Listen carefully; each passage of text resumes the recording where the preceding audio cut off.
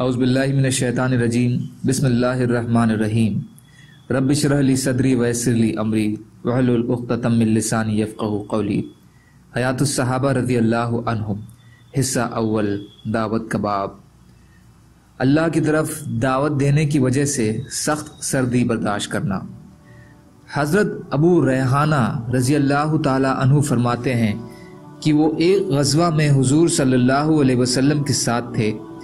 فرماتے ہیں کہ رات ہم لوگ ایک اونچی جگہ ٹھہرے، وہاں اتنی سردی پڑی کہ میں نے دیکھا کہ لوگ گڈھا کھود کر اس میں بیٹھ گئے اور اپنے اوپر اپنی ڈھال ڈال لی۔ جب حضور صلی اللہ علیہ وسلم نے یہ حالت دیکھی تو آپ نے فرمایا، آج رات ہمارا پہرا کون دے گا؟ میں اس کے لیے ایسی دعا کروں گا جو اس کے حق میں ضرور قبول ہوگی۔ ایک انصاری نے کھڑے ہو کر کہا کہ اے اللہ کے رسول صلی اللہ علیہ وسلم، میں پہرا دوں گا۔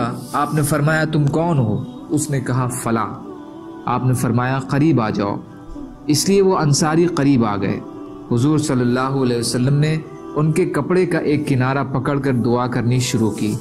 جب میں نے وہ دعا سنی تو میں نے کہا میں بھی تیار ہوں۔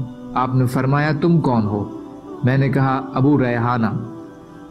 آپ نے میرے لیے بھی دعا فرمائی لیکن میرے ساتھی سے کم۔ پھر آپ نے فرمایا جو آنکھ اللہ کے راستے میں پہرا دے اس آنکھ پر آگ حرام کر دی گئی ہے۔ اصابہ حصہ 2 پیج نمبر 156، حیثمی حصہ 5 پیج نمبر 287، بیہقی حصہ 9 پیج نمبر 149۔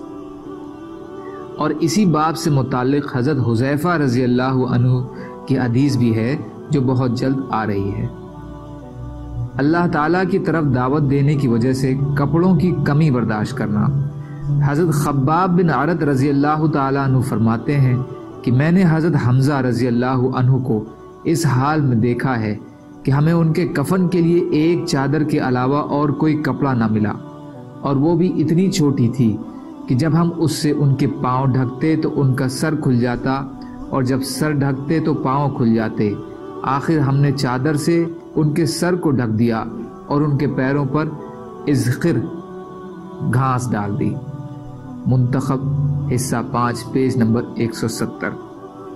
حضرت شفا بنت عبداللہ رضی اللہ تعالی عنہا فرماتی ہیں کہ میں ایک بار حضور صلی اللہ علیہ وسلم کی خدمت میں کچھ مانگنے کے لیے آئی تو آپ صلی اللہ علیہ وسلم دینے سے معذرت کرنے لگے کہ آپ کے پاس کچھ تھا ہی نہیں، اور میں تعلق کی وجہ سے آپ سے کچھ ناراض ہونے لگی۔ اتنے میں نماز کا وقت آ گیا۔ میں وہاں سے نکل کر اپنی بیٹی کے پاس گئی جو شرحبیل بن حسنہ رضی اللہ عنہ کے نکاح میں تھی۔ میں نے شرحبیل کو گھر میں پایا۔ میں نے کہا نماز کا وقت ہو گیا ہے، اب تم ابھی تک گھر میں ہی ہو، اور میں اسے ملامت کرنے لگی۔ اس نے کہا اے خالہ جان، آپ مجھے ملامت نہ کریں، میرے پاس ایک ہی کپڑا تھا جسے حضور صلی اللہ علیہ وسلم ادھار لے گئے ہیں۔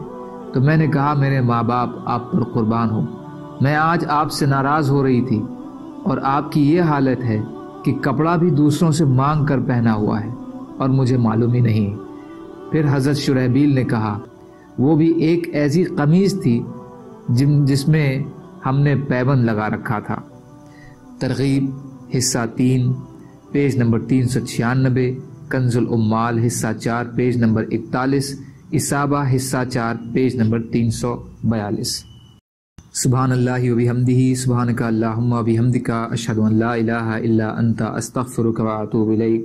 سبحان ربک رب العزت عما یصفون، وسلام علی المرسلین، والحمد للہ رب العالمین، برحمتک یا ارحم الراحمین، لا الہ الا اللہ محمد رسول اللہ۔